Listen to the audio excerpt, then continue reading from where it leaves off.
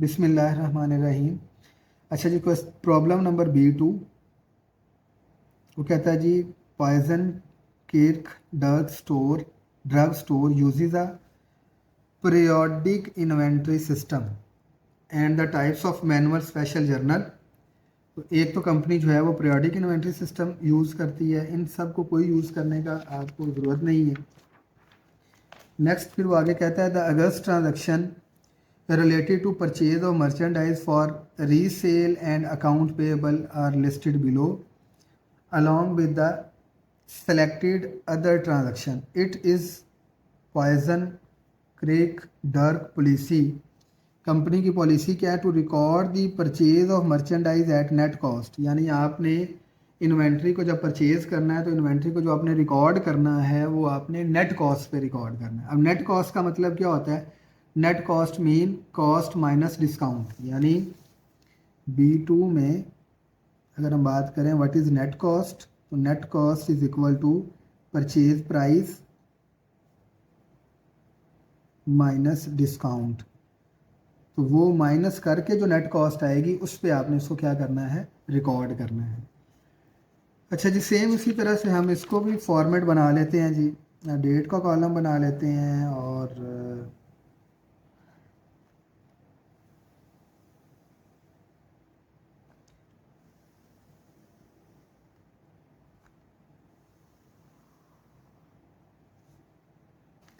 अच्छा जी, अगस्त फर्स्ट पे वो कहता है जी purchase merchandise from Medco lab at a gross invoice price of 8450, invoice dated today, term has की 2/10 N/30।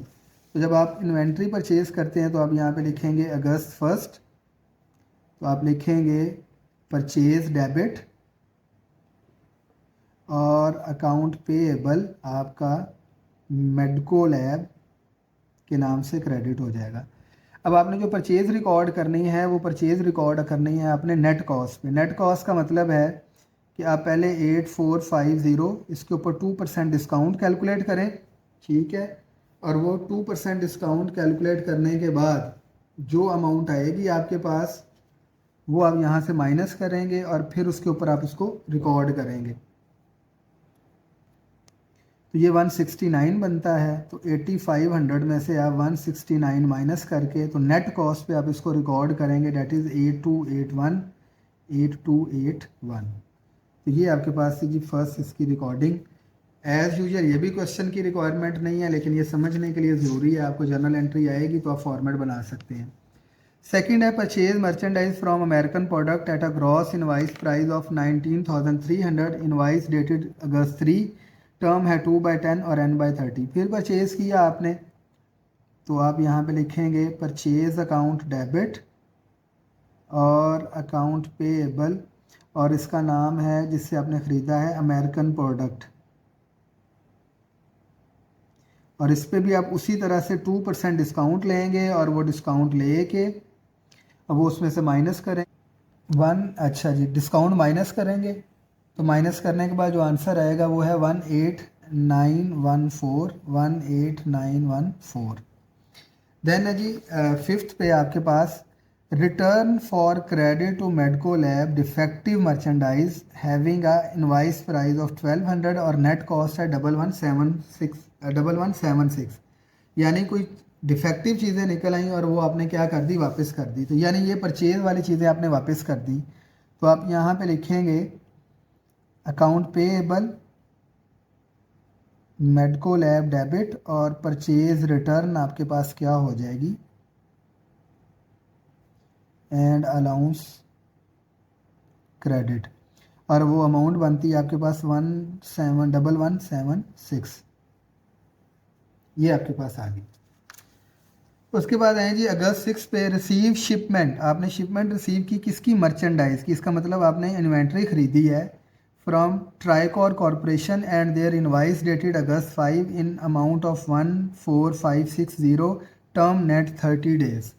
तो अब इसके अंदर कोई डिस्काउंट नहीं बताया हुआ तो इसलिए हम डिस्काउंट नहीं रिकॉर्ड करेंगे। जो अमाउंट दी है उसी अमाउंट पे अब रिकॉर्ड कर लेंगे। तो ये हम लिखेंगे परचेज अकाउंट डेबिट और अकाउंट पेएबल ट्राइकॉर कॉरपोरेशन के नाम से क्रेडिट, और उसकी अमाउंट हमें दी हुई है 14560। 6 के बाद 8 है, purchase merchandise from Vita life in corporation 24480, invoice dated आपकी ये है। फिर आपने परचेज की है तो अगेन आप इसकी जर्नल एंट्री फिर उसी तरह से लिखेंगे, purchase account debit, account payable, और यहाँ पे आप लिखेंगे विटा लाइफ, और अमाउंट है आपकी यहाँ पे 24480। ये आपके पास 8 हो गई। 8 के बाद ये 10 है, purchase merchandise from King Corporation at invoice price of 30,000, invoice dated 9, और टर्म है 2/10 एंड बाई 30, यानी 2% डिस्काउंट माइनस करके आपने रिकॉर्ड करना है। तो आप अगेन लिखेंगे purchase account debit, account payable credit, और यहाँ पे इसका नाम है किंग कॉरपोरेशन, किंग कॉरपोरेशन, और आप 30,000 पे 2% डिस्काउंट लेंगे, और 2% डिस्काउंट लेने के बाद आएगा 29,400। ये मैं आपको पहले बता चुका हूँ कि जो अमाउंट आती है उसके ऊपर 2% डिस्काउंट लेंगे और वो डिस्काउंट माइनस करेंगे, तो वो बनता है 30,000 में से 600 डिस्काउंट बन रहा था और वो हमने माइनस कर दिया। और फिर आपकी याद आने के लिए कि 30,000 पे 2% डिस्काउंट आप इस तरह से कैलकुलेट करेंगे और वो 600 हो जाएगा। देन फिर 10 पे issue check number 631 for 7105 to Medco lab in settlement of balance resulting from purchase of August 1 and purchase return of August 5। तो मेडको लैब से आपने 8281 की चीज़ें खरीदी थी, 1176 की वापस कर दी थी, तो जो बाकी बचा है वो आपके पास अमाउंट है और आपने इसको पैसे पे कर दिए हैं। तो जो पैसे पे कर दिए हैं तो आप लिखेंगे अकाउंट पेएबल मेडको लैब के नाम से डेबिट और कैश क्रेडिट। तो अब वो कितनी अमाउंट बनती है 8281, उसमें से जितने आपने पैसे वापस किए वो माइनस करके तो जो आपके पास अमाउंट बनती है वो आपको क्वेश्चन में गिवन है, ना भी गिवन होती तो आप खुद इस तरह से कैलकुलेट कर सकते थे। तो ये आपके पास 10 हो गया। नेक्स्ट है August 18, issue check number 632 American product for 19,300 in payment of the August 3 invoice. The invoice temporarily has been misplace, वो कहता है कि इनवाइस जो है वो आपकी मिसप्लेस हो गई है, गुम गई है। And the poison Chirk fail to make payment in time to take advantage of the 2% cash discount. अगर आप ये बात करें अमेरिकन प्रोडक्ट की, तो अमेरिकन प्रोडक्ट से ये देखिए अगस्त 4 पे आपने इसको इससे परचेज़ किया था, तो अगर आप इसको 10 डेज़ के अंदर अंदर पैसे पे करते तो हमें डिस्काउंट मिलना था। अब हमने डिस्काउंट लॉस हो गया, वो हमारा डिस्काउंट ज़ाया हो गया हमारे लिए, वो हमारा एक्सपेंस बन जाएगा। तो अब आपने उसको पैसे पे किए हैं, तो अब आप ये देखें यहाँ पे आपने अकाउंट पेएबल क्रेडिट किए हुए थे, आप अकाउंट पेएबल को डेबिट कर देंगे क्योंकि अमेरिकन प्रोडक्ट से, क्योंकि अकाउंट पेएबल जितने से क्रेडिट था उतने से आप डेबिट कर देंगे। क्रेडिट था 18,914 से, कैश अब पूरा पे कर रहे हैं 19,300 क्योंकि आपने डिस्काउंट लॉस कर दिया है, आपने उसको विद इन टाइम पीरियड पैसे पे नहीं किए। तो जब इस सूरत में डेबिट साइड छोटी है और क्रेडिट साइड बड़ी है, तो फिर यहाँ पे आप लिखेंगे परचेज डिस्काउंट लॉस, जो आपने अपना डिस्काउंट जो है वो लॉस किया है तो वो आप लिख देंगे, और वो आपके पास कितना बनेगा, परचेज दोनों का डिफरेंस ले लें तो वो आपके पास बनेगा 386। तो अब आपकी एंट्री कंप्लीट हो गई है।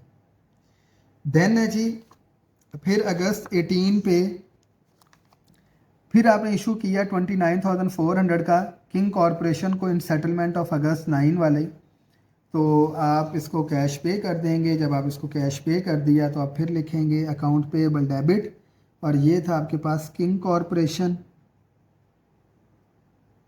और कैश आपने पे किया तो कैश क्रेडिट हो जाएगा, और अमाउंट आपने पे की कर दी 29,400। ये वाला जो था 10 को जो आपने परचेज़ किया था उसकी पेमेंट कर दी आपने।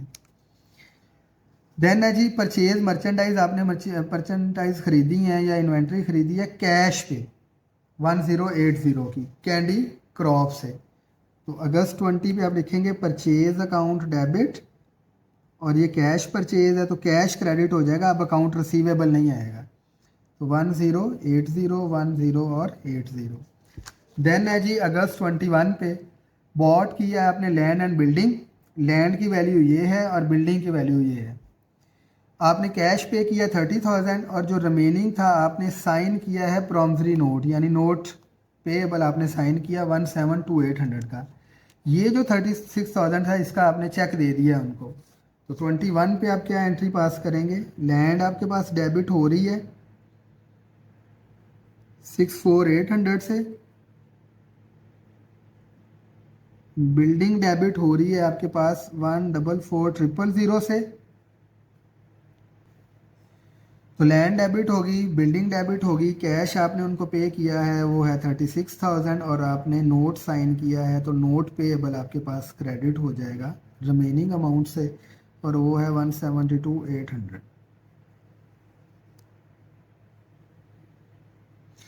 अच्छा जी 21 के बाद है अगस्त 23 पे कहता है purchase merchandise from novelty product for cash. फिर आपने इन्वेंट्री खरीदी है तो आप लिखेंगे परचेज अकाउंट डेबिट और कैश अकाउंट क्रेडिट, और उसकी अमाउंट है आपके पास 900 की, यानी आपने ये कैश परचेज कर रहे हैं। अच्छा जी फिर 23 के बाद है 26, purchase merchandise from Ralston company for a gross invoice price 32,400 और उसकी टर्म है 2/10 N/30। तो ये आप क्रेडिट परचेज कर रहे हैं। तो जब क्रेडिट परचेज कर रहे हैं तो अगेन आप लिखेंगे परचेज अकाउंट डेबिट और अकाउंट पेएबल रॉल्स्टन कंपनी के नाम से क्रेडिट हो जाएगा, और इसके ऊपर 2% डिस्काउंट लेके आप माइनस करेंगे, और वो डिस्काउंट माइनस करने के बाद जो आपके पास अमाउंट आएगी डेट इज़ 31752। ये 2% डिस्काउंट लिया और वो माइनस किया आपने। फिर वो कहता है paid cash for office supplies, issue check number 635। आपने ऑफिस सप्लाईज खरीदी और कैश पे किया 270। तो आप लिखेंगे ऑफिस सप्लाईज डेबिट और कैश क्रेडिट 270 से और 270 से। देन है जी उसके बाद फिर आपने परचेज़ की हैं मर्चेंडाइज कैंडी क्रॉप से कैश पे, तो ये फिर कैश परचेज़ है। तो आप लिखेंगे 29 पे परचेज़ अकाउंट डेबिट और कैश अकाउंट क्रेडिट, और ये अमाउंट आ गई आपके पास 1890। अच्छा जी उसके बाद लास्ट वन आपके पास रहेगी अगस्त 31 की। उसमें वो क्या कहता है, कहता है जी आपने क्या किया, paid salaries for August 7192 issue check number 639 to National Bank which handle the distribution of payroll to employee. तो आपने सैलरीज पे की हैं तो आप लिखेंगे सैलरीज एक्सपेंस डेबिट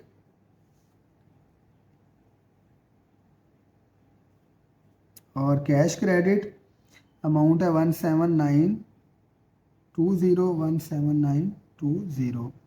उसके बाद आप उसी तरह से, ये आपका जी क्वेश्चन कंप्लीट हो गया। यानी अब आपने ये डिसाइड करना है